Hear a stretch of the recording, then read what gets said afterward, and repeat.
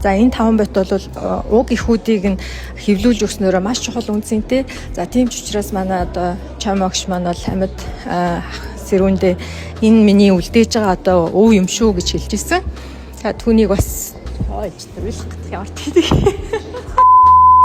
Энэ сайхан өдрийн мэндийг та бүхэнд хүргье. Өнөөдөр одоо Монгол Улсын их сургуулийн Монголын шинжлэлийн тэнхим буюу одоо хэл бичгийн ухааны салбарын түүх 80 жилийн ойн баяр болж байна. Тэгэд энэ өдөр гарсан манай багш нарын Ахмад болоод дунд залуу энэ судлаачдын бүтээлүүдийг энд бас үзүүлсэн байгаа. Тэгээ эндээс сурал судлалын тухайд зарим бүтээлийн тухай онцолж хэлье. Хамгийн анхны байгуулагдаж ирсэн цаг үеэс ахуулаад 90-аас ахуулаад одоо хүртэлх бүхий л багш нар бол сурал судлалын чиглэлээр Монгол улсад бас тодорхой хэмжээний өөрийн гэсэн дэг сургуулийг бий болгож түүнийхээ дагуу залгамжилж олон 10 бот бүтээлийг туурвсан. За эдгээрээс онцлог хэлэх юм бол Монголын түүхэн сурвалж 30 бот болоод 33 бот бүтээлийг дурдж болно.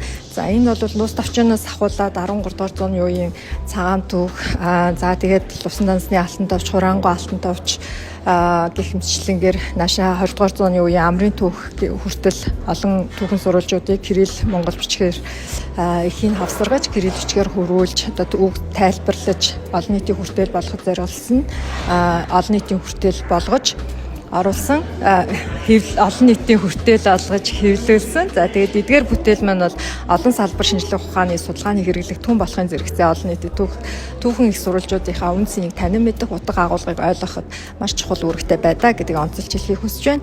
За энэ 2006 онд анх гарсан 30 бот түүхэн сурвалж бичгийн цувралаар Монгол Улсын засгийн газрын одоо өргөмжлөлийг чам огш зэргүүдтэй судлаач маань хүртэж байсныг санал дурсах таатай байна. За тэгээд дараагийн нэг Монгол сурвалжууд дундаас онцолж хэлэх зүйл бол юу вэ гэхээр манай судлаачид Ахмад үеийнхнээс ахуулаад өдөө хүртэл Монголын нуус товчон чиглэлээр маш олон бүтээлүүд туурж ирсэн байна.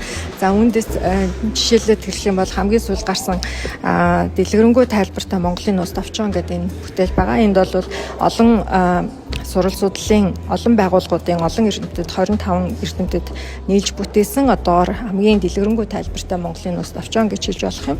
За энэ бүтээл дээр суурилсан бас Монголын нуус товчоныг англи хэлээр орчуулсныг одоо Монгол улс албан ёсны орчуулга олон барьж байгаа ийм түүхтэй. Манай судалгааны бас нэг чухал чиглэл бол монголчуудын одоо хэрэглэж ирсэн 10 гаруй бичиг үсгийг тухай бүрчлэн судалсан.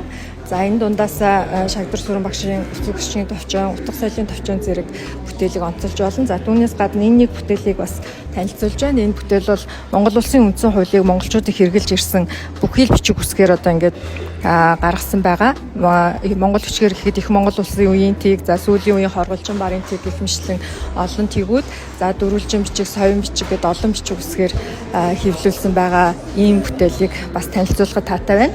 Тусдан хэмээ хамт олон бол одоо Монгол бичгийн сургалт судалгааны ажлаар бас одоо чухал байр суурьтай бөгөөд одоо хувь нэмэр оруулж ирсэн гэж хэлж болох. За үүн дундаасаа одоо Монгол бичгийн сургалтыг бол зөвхөн Монгол Улсын их сургуулийн оюутнууд төдийгүй одоо бусад мэргэжил салбарынхан болоод олон нийтэд зориулсан олон төрлийн сургалтыг үеийн үед явуулж ирсэн ийм түүхтэй. За энэ дундаасаа нэг бүтээлийг бас онцлоод хэлэх юм бол дөнгөж саяхан хамгийн сүүлд одоо хэвлэгдсэн Монгол бичгийн сурагчиг байна.